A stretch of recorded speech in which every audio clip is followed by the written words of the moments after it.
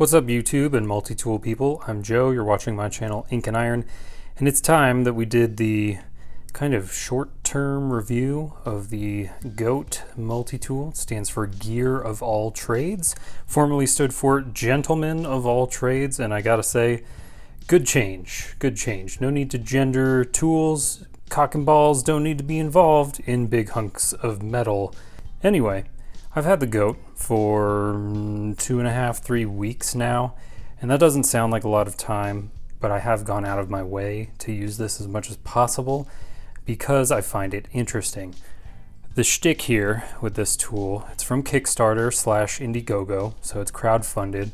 The whole point is that it's fully modular, so every tool you see splayed out here can be swapped out for a different tool. Now obviously, there are longer tools and shorter tools, so you will have to swap a longer one with a longer one and a shorter one with a shorter one. That just makes sense. We're pretty used to that from something like the Leatherman Wave. You know, you got short tools inside that need to make room for the plier head. You have longer tools on the outside that are unencumbered by the plier head. So we're used to this format by now. The thing with the GOAT is you can swap any of these out. And I also bought other tools, but I got the S35VN blade, safety cutter, serrated knife. You know what? Maybe we'll take a look at these later. But anyway, here is the base configuration. I put it back according to how it was when I very first received it. And then these guys are acting as comparison tools because we have a lot to talk about here. Let me put these tools away. Always a bit precarious. You want to be careful. This hobby blade is especially sharp.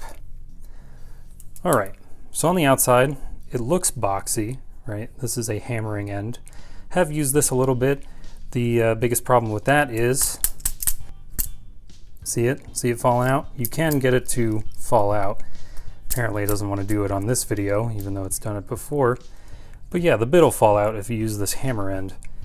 The pocket clip is super sturdy. Like, this is about as much travel as you can get. So it's comparable to something like the SOG Power Pint here. This Leatherman Wave, it wiggles a lot. This same clip on a Leatherman Surge wiggles so much. I think it's probably pretty comparable to the Victorinox. This is the MX. Yeah, this has got the one-handed blade. But anyway. So yeah, the GOAT was designed to be robust. Here's your plier head. It does have replaceable cutters. They are like 440 series stainless, so they won't just like shatter like Gerber's carbide cutters. I have used them a little bit. They are kind of disappointing. Okay, here's some very small gauge wire. I just got this from work. I couldn't tell you what gauge it is exactly. So if I aim right for the middle of these cutters, you can see it does clip it off, squashes it quite a bit. Now, I'm no electrician. I don't do a lot of wire cutting, so I don't know exactly what you're going for. For comparison's sake, do a little bit with the Leatherman Wave. Yep, pretty nice, a little less squishing, still cuts it cleanly. So let's keep going. We've got a slightly thicker gauge strand core wire. I think that's what you call this. If I'm wrong, let me know in the comments. So yeah, it'll cut that, squeezes it a bit. Not like the Leatherman though. Leatherman fires that thing right out. So as opposed to snipping, the GOAT tools kind of squeezes these two cutters together. They don't bypass nearly as much as the Leatherman, so I think that's why we're lacking the sort of scissor snipping action. Here's a coat hanger. This is about as sturdy a wire as I would ask any of my multi-tools to cut. If you want to see like a full video of this, I can definitely do this. So this is a coat hanger wire, the SOG Power Pint. She does it.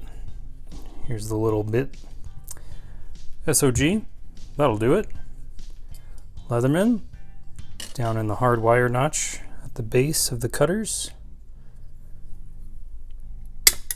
Yep, that did it. I think you saw that fly out yourself. Let's grab Victorinox. Let's cut this wire. Yep, still working. We good? We take some damage from that? Let's try it again. No, looks about the same as before. Okay. Thank you, Victorinox. All right. Now, same thing with the goat. There is no hard wire notch at the bottom, but I think I do want to be as close to the pivot as possible here. Yep, that is very tough to squeeze. It is not sharp. I have to like press down, probably with both hands. Yeah, that is way harder than I went with any of the others. And it doesn't cut through. Now what we can do from this point, I suppose, is just snap it off like that, since we have pliers.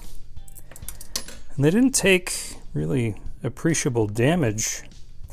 But yeah, they don't cut hard wire very cleanly. Now, you know, take it with a grain of salt. It's not designed to do that kind of thing. But, you know, when the SOG Power Pint can do it, it's pretty surprising that the goat can't. So, you know, this is intended as feedback for goat tools. Just letting you know where you stand amongst the competition. I paid full price for this. This is not a sponsored item, okay?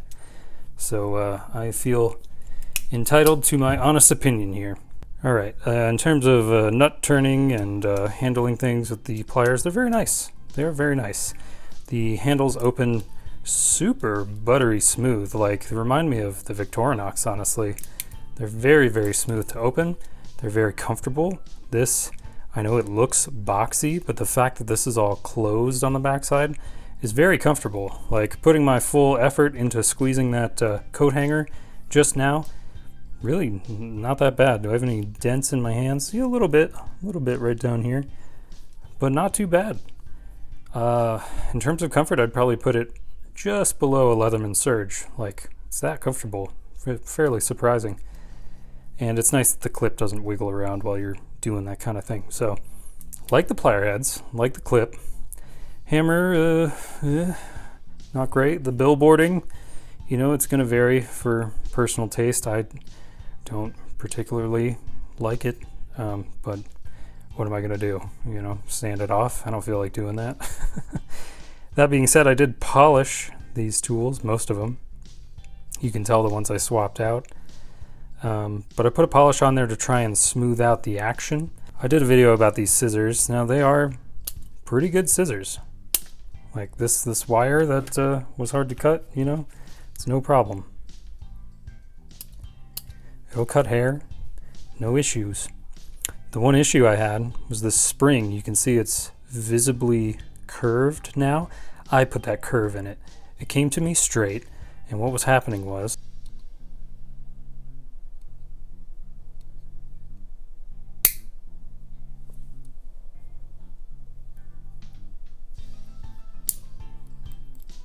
you can see how this spring was popping up over the free moving part of the scissors here. And it did it all the time. And it still does it when you're cutting something harder, you know, hard enough for a tiny pair of scissors like fingernails or thick plastic or something like that. It will pop out of place. Otherwise, very good pair of scissors, and like a lot more generous than something like, yeah, look at that. Longer than the Wave. You know, I do like the nice flat portion here that the Wave gives you for such tiny scissors. This is less comfortable, but not uncomfortable. Like, these scissors work just fine, and the fact that they cut well is helpful since they have such a narrow thumb pad here. So yeah, goat scissors, good tool, like it, want to see more of it. The only downside is when you try and swap out the scissors. Oh god, I'm really gonna do this on camera. Okay, you see how those are perfectly aligned at the bottom? I'm gonna do this to myself. The second you unalign them, getting it back in the tool, oh my god, oh, I made that look so easy. These are a nightmare to try and get back in if you can't get the alignment right on the bottom. So just be warned about the scissors, that they can be incredibly finicky. The full 1/4 inch bit driver as a tool in this position, love it. Fishing it out and putting it back, not the best. There is really not much of a thumb ramp or really anything to grab onto.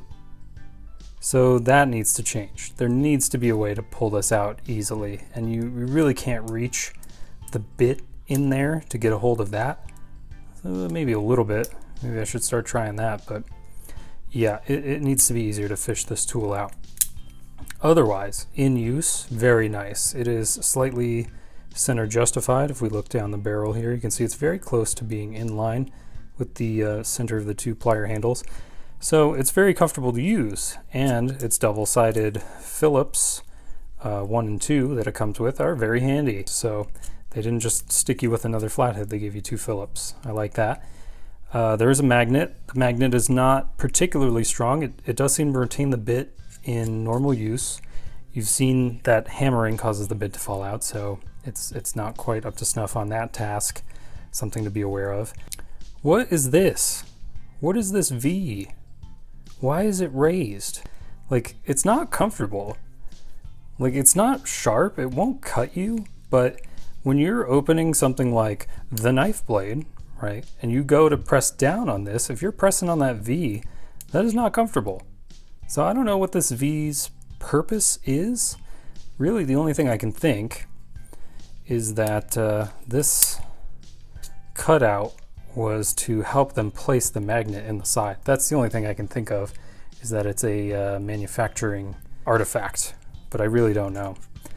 This will fit Leatherman bits, by the way. I have tested it. They fit all the way down into the bottom. They're actually slightly more secure feeling than like a normal 1/4 inch bit. So normal 1/4 inch bit, by the way, cuts off right here, so you don't get the other bit head on here. So it's not quite as close to the magnet in use, so it retains a little bit less well. So keep that in mind. Okay, let's move on to the knife blade. This is the standard blade that it comes with.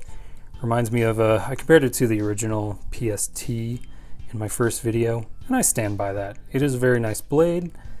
It comes pretty sharp. I think I used this one quite a bit. Yes, I did. Yeah, so that's, you know, probably a week's worth of use on it or something. It's like 440 steel. I like the blade. It is not one-hand deployable. Okay, and I swapped it to the other side, and I had it over here. Like, it kept doing this, like getting stuck under this portion of the handle. And for whatever reason, when it's on this side next to the bit driver, it doesn't seem to do that. It could really, really use a thumb stud. I know you're seeing me open it with 2 hands, and one of the Kickstarter / Indiegogo campaign not promises, but like the marketing was like, this tool is one-handed. Some of these tools are one-handed. Overall, the majority of them, not one-handed. So please keep that in mind. And Goat, let's take that out of our marketing copy, huh? It really didn't work out. Like, I respect your architecture here, but it is not one-handed. And also, the opening hole being as close as possible to the pivot point? No. No way. It should at least be here where the lever is. But having it all the way up here, this thing is screaming out for a thumb stud. It really needs it. You could 3D print something to fit in this hole. Heck, you could 3D print something to fit in this hole, choose where you want your knife to go, and then super glue it in, and it would just be a permanent fixture on your knife. Anybody can design parts to go in this tool, which is awesome. It's another nice thing about this tool, and I'm just trying to get feedback right now. Here's the hobby blade. This thing is okay. I find that I do actually enjoy having a hobby blade on me, which I didn't know about myself. Every now and again, a couple times a week, like, oh, yeah, I need to make a really precise cut. This will do it. I do like that the modular architecture here allows you to remove the hobby blade and use it by itself. That is very cool. It is quite a sturdy holster for the blade in terms of moving up and down this way, forward and back. For, I guess, yeah, up and down like this, it wiggles quite a bit. Like, you can see that. And that is one of my problems with the hobby blade. It has a lot of good points. Okay, come on. Come on, there we go. All right, Doing this around a camera, by the way, terrible. Don't recommend. One of the things you have to look out for, the hobby blade, if it doesn't suck in all the way like it just did, like if it's sticking out a little bit. Oh, well, it's not going to do it right now. I have had it just sit like right there, like just proud. I remember the first week I had it, I just barely touched my finger with it. I was like, oh, what is that? And I was like, oh, it's the hobby blade. So make sure, push it down here, make sure it's seated all the way in there. What else? Other main tool on this side. Oh, the longer implements can get stuck underneath this bar here. Now this bar is necessary for the function of the plier handles. However, this needs to be figured out. Really don't like pushing an implement to open it and having it just jam. Like, that is very disheartening. Here's the saw, which I haven't used. Don't ask me how it is. It's probably fine. Yeah, it is a pull cut saw, so it cuts on the pull stroke and clears on the push stroke. It is finely constructed. Looks fine to me. I'm not going to use it. I'm sorry if this is the first video of mine that you're watching. I don't use a saw. I'm just showing you the basic configuration for the sake of this video. All right, and the other implements on this side. I took this out basically immediately. This is a large flathead driver, slotted driver, with a big old cutout here. I'm not sure exactly what size this is, but I don't know why you would reduce the functional strength of the tool down to this area right here. This is a weak point. If you are cranking on something, especially something with a head on it this wide, you do not want only this much steel to help you. You want the full breadth of the driver. So I don't think this is a well-designed driver. I don't think it's a very well-designed tool. However, apparently this is a bottle opener, so at the end of this video, I'm gonna shoot me opening a bottle with this, and we'll see if that works. Now I've got to try it. Try and get this under one of the teeth here. No, not that way. Let's try it this way. Hold on. Let's do this old trick, splay the handle. Oh, okay, kind of. How do I get it the rest of the way? Come on. It's kind of a crap bottle opener, if it is one. I prefer to use the clip. Just wrap her around the edge. Pry it off.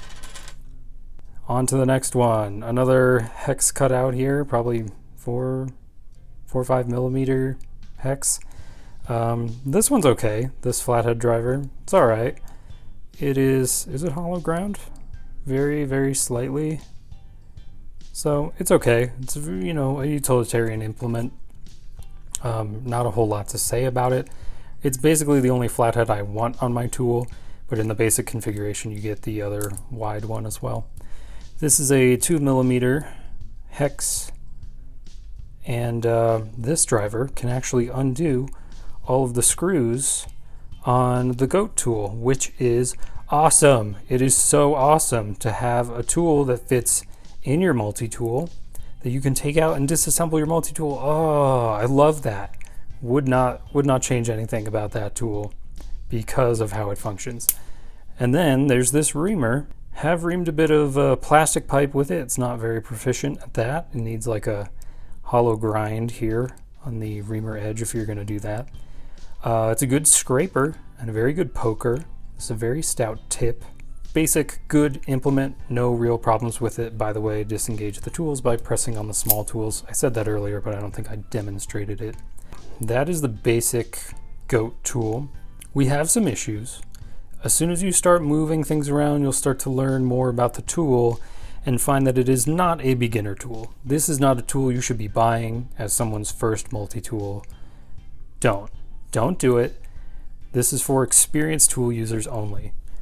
And the reason I say that is because this tool has been in development and testing and stuff for 5 years at the most, like from original conception through prototyping to first manufacturing runs to here, where you're seeing it in a review video, maybe for the first time. This is a new thing. And for being a brand new thing, it's doing a lot of stuff right. Like the opening of the plier handles, the plier heads, they're good. The implements are all well formed. The scissors, you know, of course, need an adjustment from the factory, I think, from a manufacturing perspective. The knife blade is really nice, and you can swap it out. So it is awesome that you can gradually upgrade your hardware without losing the functionality of a tool. Like, you don't have to destructively disassemble this at any point. Anything you take out can be replaced. The tool is up to you, which is awesome, which is not something that any of the other manufacturers are doing. So keep that in mind. Yeah, I think I've given all my critiques of the basic tools. In terms of action, it is not one-handed. It's not, okay? I can get this knife blade open one-handed, but this thing pops out. It's not very satisfying. I do not always get to use it one-handed like that. Man, it really seems to work better next to the driver. I'm not sure why. I was having serious problems when I had it over on this side where the hobby blade is. Oh, there you go. Yeah, the hobby blade's jamming up underneath that bar. Now, you can just kind of put your fingers across and force one open without the others clumping up. You can do that. Is it great to have to do that? Not particularly. I have not figured out how to reduce that friction. I think it might just be a consequence of this open modular architecture here. Yeah, I think we're just gonna have to live with that. Could be much worse. My SOG Power Access Deluxe, oh my god, I went through 2 of those because the blade failed on me immediately upon first use. So, you know, people are complaining a lot about the GOAT. This thing is brand new. It has not had the 40 years of development that the Leathermans have had, okay? It has not had 110 years of manufacturing experience behind it like Victorinox. SOG, I don't know how long they've been around, but certainly longer than the GOAT by decades. But they've been around a while. They have a reputation. The GOAT doesn't really have much of a reputation right now. Like a little bit, and it's mostly negative. And I don't think that's fair. Like I said, this is not anybody's first tool. Shouldn't be, okay? It is not particularly newbie friendly. If you want that, you're buying this.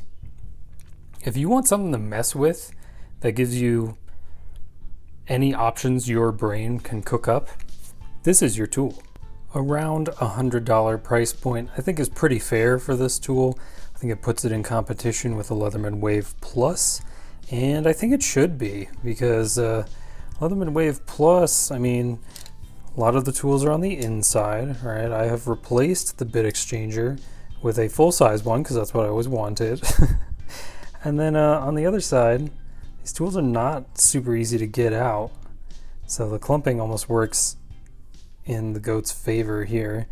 Micro screwdriver, I don't have glasses. And then a flathead, why do I have a flathead when I have a bit exchanger? You know, Leatherman even gives you a flathead and Phillips head dual-ended bit. So yeah, I think it's fair enough competition for the Wave that about $100 is a good price for this tool. But again, if you're new, you've never had multi-tools before, or you're hoping to get it as a gift for somebody, they better like multi-tools and modify them and know what they're doing. So go into it with that mindset.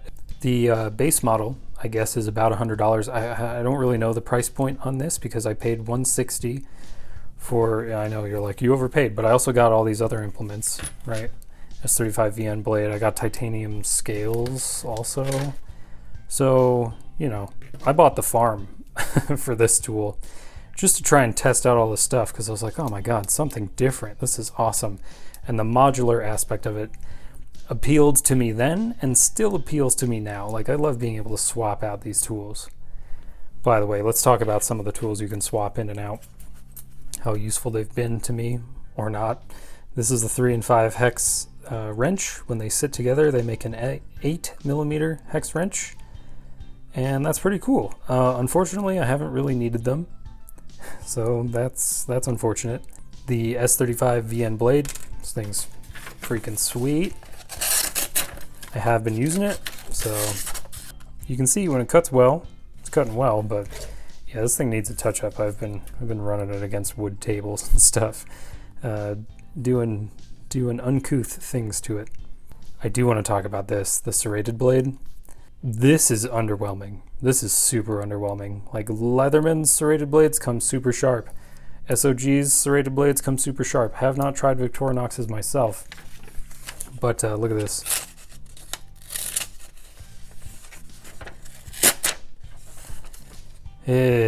Yeah, not great. I don't know what exactly is going wrong here, but something is. This serrated blade is pretty weak sauce. So Goat, maybe keep an eye out for that on the manufacturing lines. To contrast that tool, the safety cutter, oh my god, this thing is so sharp.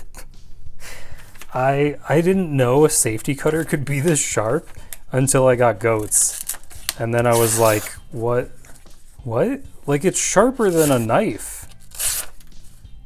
Look at that. What the hell is that? So yeah, if you want to cut a seat belt or ratchet straps, you're doing any hard cutting like that, this safety cutter is unbelievably sharp.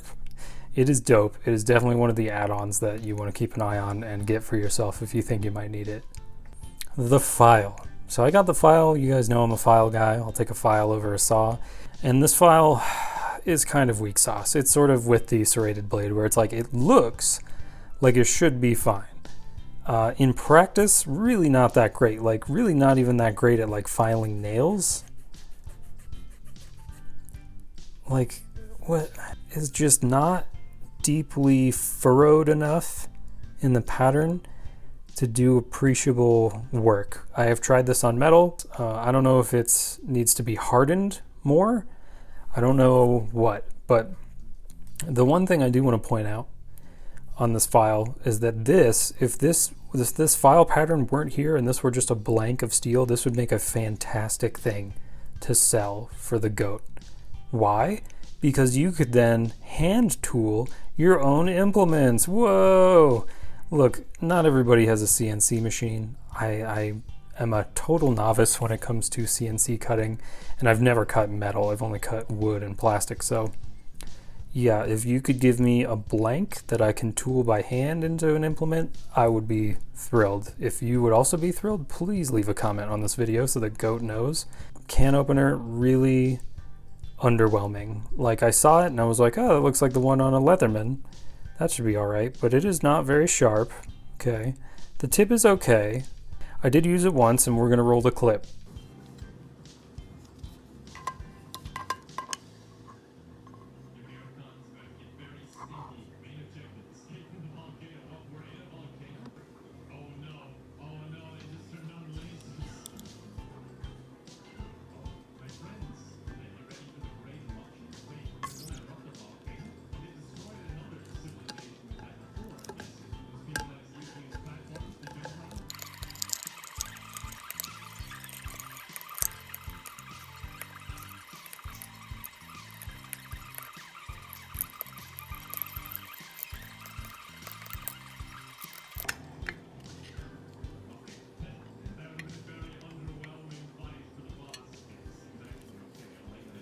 The handle corners get in the way of its function, and that sucks. That sucks real bad. Anybody who bought the can opener as an extra add-on, I'm sure is not too thrilled about that. And Goat, you're gonna have to get a hold of that issue there. And then lastly, there are the aesthetic upgrades that you can make. So they make titanium, brass, copper scales. The scales do not replace anything on the tool. They in fact are an overlayment on the steel scale, which is interesting. I could have personally done without the cutout here. Like, you could just give me solid scales, but I'm sure I can get those later from somebody else. They are recessed and they come with their own flathead hardware. Basically, when you switch to the flatter screws and put them in there, it sits basically at the same level as these button head screws do now. So the tool doesn't its maximum thickness is not increased by adding the scales, which is something I just wanted to note. Its weight will be increased because you're just slapping more metal on your metal.